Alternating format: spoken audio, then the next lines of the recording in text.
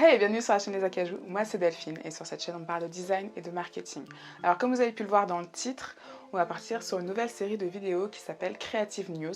Et ces vidéos seront toujours autour de la direction artistique où on va pouvoir analyser, s'inspirer de marques qui viennent d'être créées ou en tout cas des marques qui sont déjà établies mais qui ont des nouveaux univers, des nouvelles stratégies qui ont été mises en place sur les réseaux sociaux, sur leur communication, etc. Donc ce sera des vidéos assez courtes où on va vraiment pouvoir s'informer et s'inspirer au maximum. J'aide moi-même des jeunes marques et des entrepreneurs à se créer.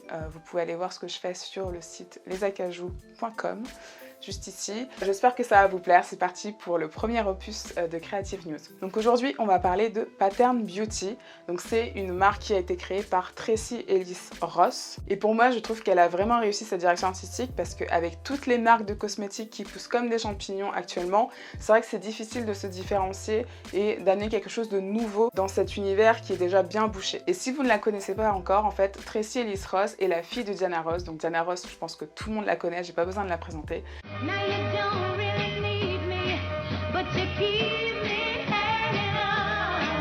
C'est une icône de la musique noire internationale, que ce soit dans le disco, dans la soul, dans la funk.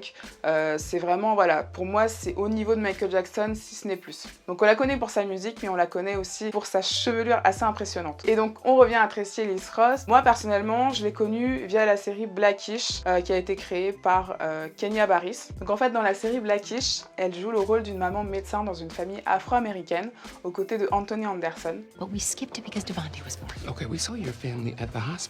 On la voit arborer style, humour et prise de conscience familiale. Et en fait, j'ai commencé à la suivre sur Instagram parce que voilà, j'adorais son personnage et j'avais envie d'en savoir plus sur elle. Niveau capital sympathie, elle continue toujours sur Instagram. C'est une fille qui se prend pas du tout au sérieux. Elle me fait beaucoup rire. Elle a toujours le sourire. Elle est toujours positive.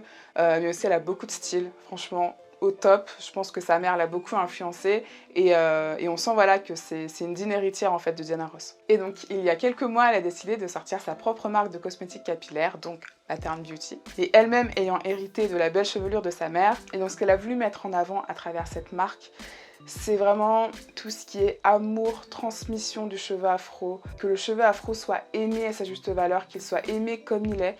Et ces produits sont censés, justement, parce que moi je ne les ai pas testés, mais je parle vraiment de la communication et de l'univers, ces produits sont censés nous aider justement à aimer nos cheveux comme ils sont et à prendre soin d'eux de manière simple et de manière naturelle. Et le fait qu'elle ait raconté son histoire personnelle, le fait qu'elle en ait souffert de ne pas aimer ses cheveux à leur juste valeur, tout de suite on s'identifie, tout de suite on a envie de comprendre comment elle a créé cette marque, on a envie de mieux connaître la marque, on a envie de la tester, d'adapter justement la même routine que Tracee Ellis Ross. Et ça c'est ce qu'on appelle du storytelling. Le storytelling c'est tout simplement raconter une histoire. Bien sûr ce n'est que de la pub et de l'image. En tant que communication et en tant que stratégie créative, on sent vraiment que tout a été pensé, tout est juste en fait. Ensuite en deux, c'est l'univers de la marque qui colle très bien au storytelling. Donc son univers, je trouve qu'il me rappelle beaucoup les années 70, qui était un peu l'âge d'or de l'afro, si on peut dire, avec les couleurs jaune, orange, marron. C'est vraiment des couleurs des années 70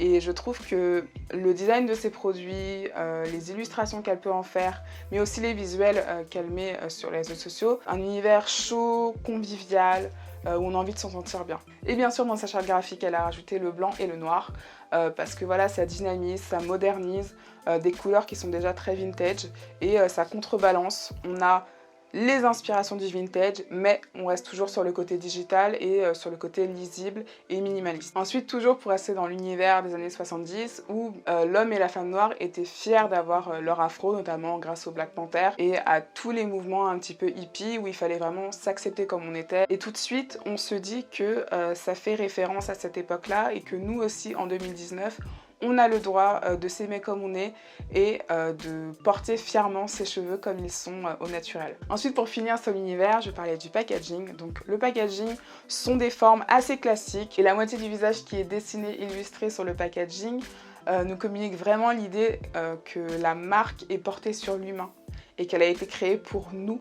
Je dirais que c'est quelque chose d'assez contemporain, ça me rappelle beaucoup les inspirations qu'on peut voir dans les magazines de mode ou avec des petits personnages illustrés, des femmes illustrées qui sont stylées, qui sont dans le lifestyle, voilà. On est à nouveau porté sur l'idée de personnalisation de l'humain et voilà, de proximité. Donc pour conclure, je dirais que cette marque insuffle beaucoup d'amour, de partage, de transmission, d'apaisement, mais aussi de style dans laquelle on se sent bien. Pour moi, la direction artistique de Pattern Beauty est extrêmement bien maîtrisée et comme je vous l'ai expliqué au fur et à mesure de la vidéo, chaque petit élément qu'ils ont mis à disposition sur les réseaux sociaux ou sur leur site n'ont pas été mis là par hasard. C'est vraiment comme ça en fait qu'on reconnaît une bonne direction artistique, c'est quand on arrive tout de suite à déterminer quelles sont les caractéristiques de la marque comme ça en un coup d'œil. Et là on sent bien qu'on est dans les années 70 mais en 2019 parce qu'on reste quand même dans quelque chose d'assez moderne et de contemporain.